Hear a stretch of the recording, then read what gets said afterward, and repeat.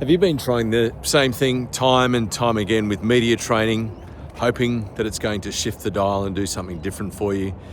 You might be about to get up on stage or face the media to answer questions at a press conference, or you might be just about to go on video and do a bit of live TV, and you find it's the same thing time and time again. Those techniques that you were shown in media training, they kind of get you to a position where you feel like you're ready to dive in and perform, right? And do what you got to do. Breathe the right way, have the right stroke technique for your arms, like you would if you were going for a swim. Like you're kind of thinking about body posture, breathing, all of these things about how to perform.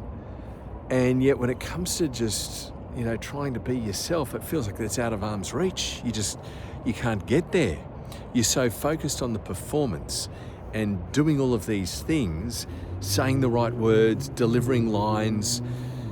Sometimes media training even gets to that point where you're just focused on getting certain grabs or expressions out there so that the media will use that, rather than actually answering questions and having a conversation with people and being real and speaking with enthusiasm and passion about what you believe, what you know, what you want to get across, the points that you just think are so relevant that need to be in this discussion.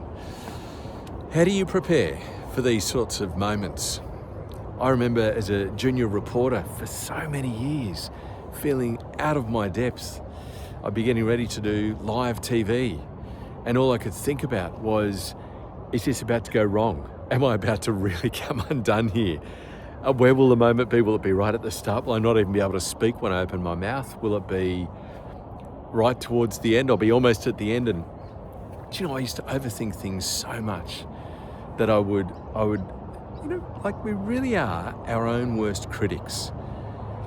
No one's perfect in this space, but my goodness, the thoughts that we can load ourselves up with before we try and do something like this, put ourselves out there, make a contribution.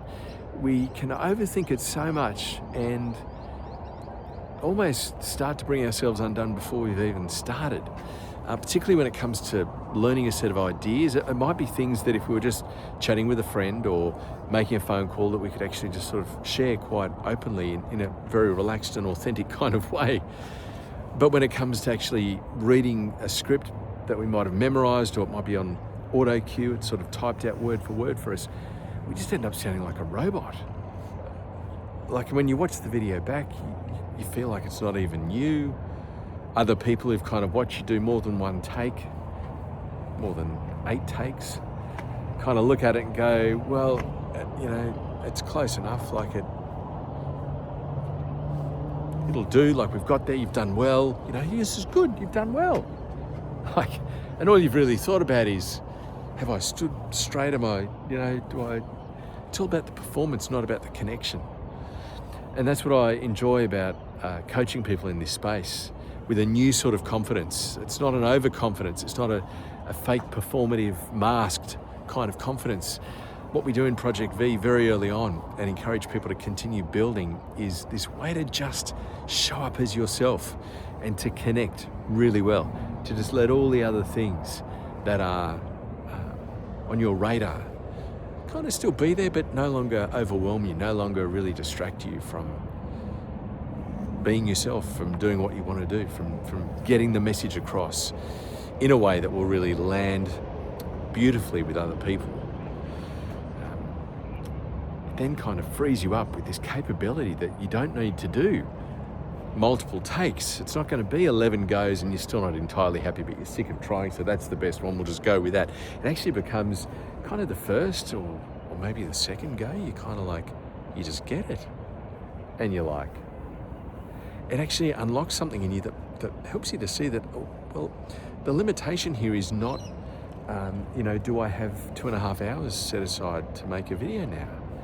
It's, here's an idea that we need to share internally in the organisation, or to put on the website, or to send out in a mail out to all our clients, a video link that we want to embed in the email, or something we want to put on YouTube, or something on social media.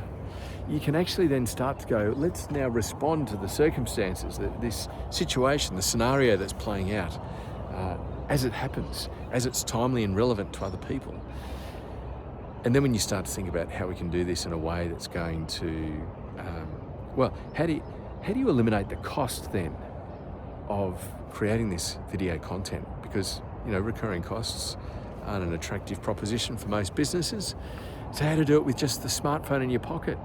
How to unlock, to leverage the broadcast capability of your smartphone to change how you show up. So that you just reach into your pocket, share the thoughts, get them out there. Not the 17th time you do it, but sort of the first go. How to sort of plan it out in your mind so that you're not kind of weighing yourself down with this expectation already that you're going to muck it up in some way, but how can you kind of get as close to the mark without... This is sort of the way to prepare to show up authentically on your smartphone video, to create broadcast quality content, to share your message, to capture the moments that are happening around you. What a beautiful Thursday evening it is here on the Nepean River in the wonderful Western Sydney, the foothills of the Blue Mountains. Beautiful part of the day, and yes, it's sort of meant to be. I thought it was going to be colder than it is. I'm actually not that cold now. I've got this big thick jacket on, but it's just beautiful to watch the setting sun kind of just reflect off the Nepean River here. It feels so peaceful, even though right on that bridge just there is peak hour traffic doing its thing.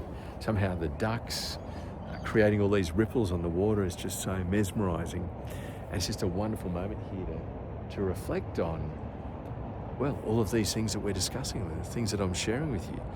How to sort of let the moments that are happening around you be the very context for the story that you're going to share, for the thought, the IP that you might want to put across, the value you want to add to your followers on whatever social media platform it might be, the messaging that you want to get out there, what really matters to you, what counts, what drives you.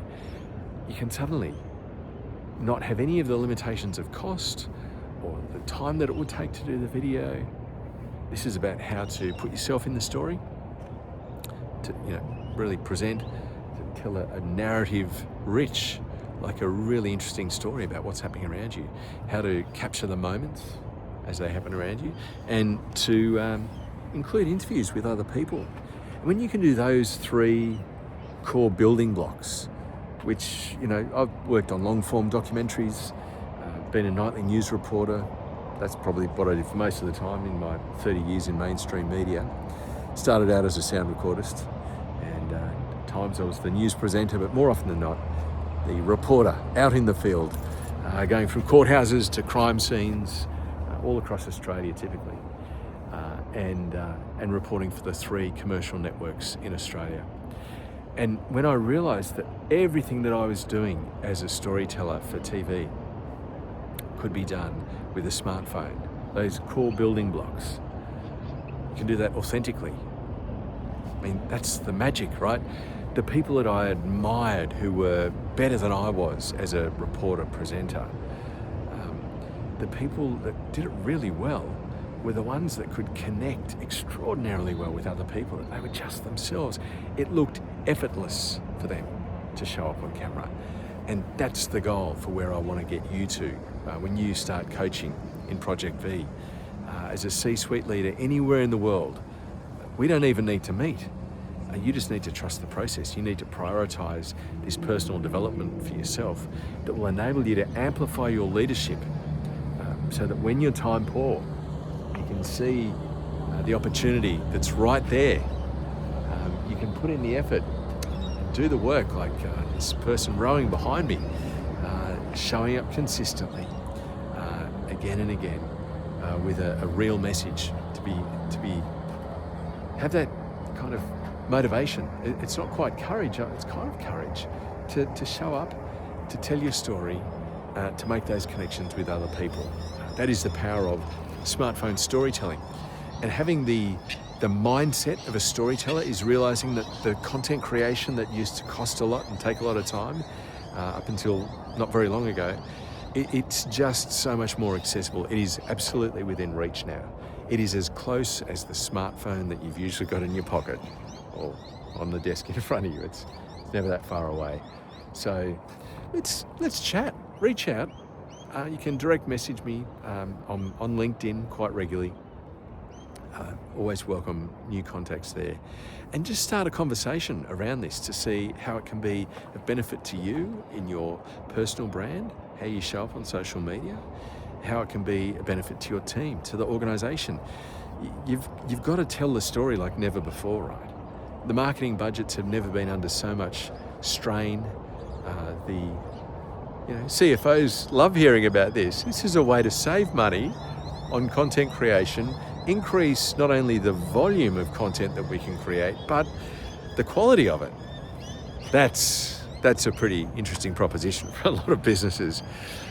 So this is a great way to amplify your impact, to do the same amount of work, but to achieve so much more. It's what excites me. So let's have that conversation. Love to hear from you, and thanks for taking the time to watch this video. Talk soon.